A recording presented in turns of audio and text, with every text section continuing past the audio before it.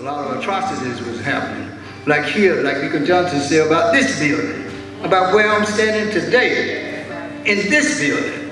The only reason I should be on this floor, on this side, down here, was to be prosecuted. There's been some atrocities right here in this building. That was built up there for us. That's our seats upstairs. We wasn't coming all the time. We came in the front door down there was to stand on them steps to be sold. Those very steps down there, African Americans were sold on them. Yeah, the courthouse burned down, but those steps are still there. The constitutional passing of the 13th, 14th, and 15th Amendment, which abolished slavery, offered life, liberty, and property for all U.S. citizens, and protected the rights of citizens to vote, only served as a milestone in the change of policy. Well, the Jim Crow law had everybody in bondage, and that's the power structures of the system. You know, if a white person stood up for blacks during that time, then they was called as a nigger lover. And they got the same punishment that the blacks got. The Jim Crow laws were a set of rigid anti-black laws that were enforced primarily throughout southern states between 1877 and the 1960s. With the Plessy versus Ferguson case of 1896 as justification for segregation, the Jim Crow laws reinforced the racial stratification that recognized blacks as second-class citizens.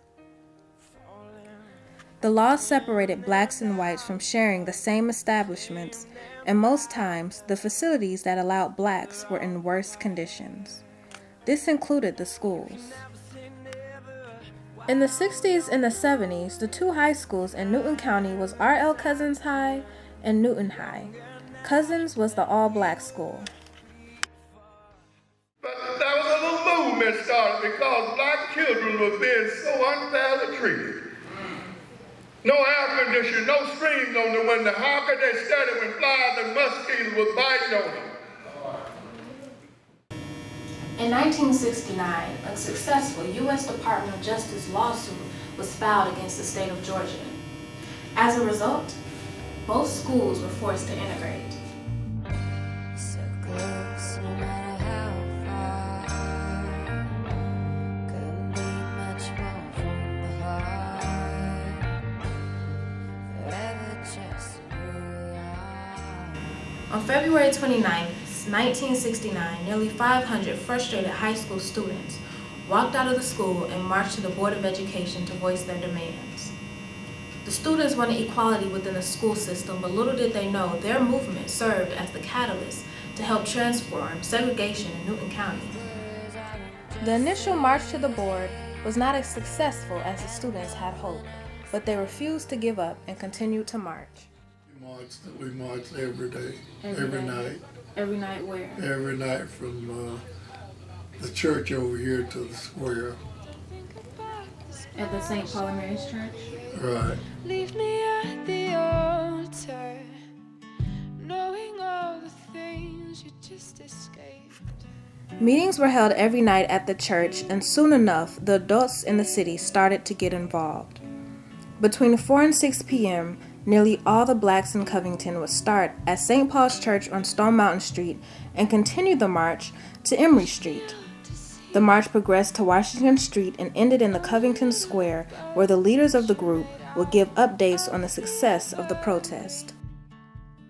Forrest Sawyer Jr., who was a senior at Cousins at the time and a representative of the Student Council, was one of the main leaders of the movement. He was put in jail for more than 45 days as an attempt to cripple the movement. Deacon Johnson, who founded the A&J Bonding Company on Usher Street, made several attempts to bail Forrest out of jail. When the Forrest were locked up, Richard was the one going around trying to get people to help put up their house, go their bond and stuff. And because Richard did that, no white people burned Richard's house down. Oh, really? Richard lost everything he had in his house. Well, as a result of them burning their house down, one of the demolition experts blew that place up.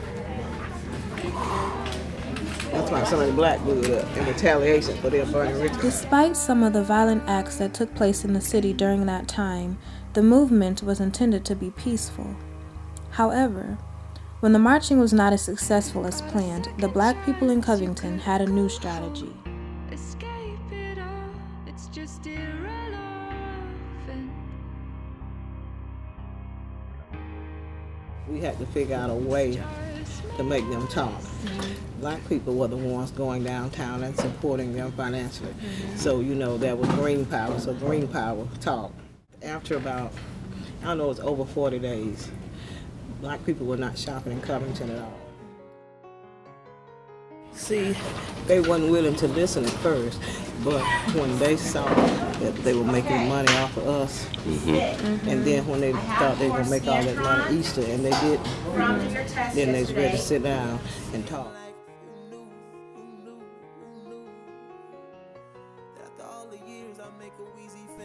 For the Easter holiday, all the blacks in the county stopped spending money in Newton and only went shopping in DeKalb, Rockdale, Walton, and other surrounding areas, forcing Newton to make a change.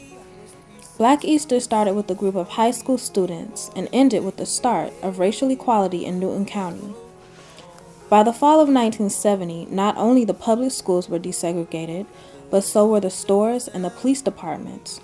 For the first time, African Americans were able to enter the front door of a local business in hopes of being welcomed. Blacks began to get in the banks. Blacks began to get on the police department. Blacks began to get on the sheriff department. Blacks began to get in Newton County Hospital.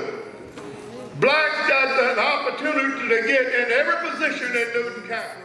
To all you young children in the world out there, remember my sweat, my pain, my despair. Remember my years filled with sorrow, and make of those years a torch for tomorrow.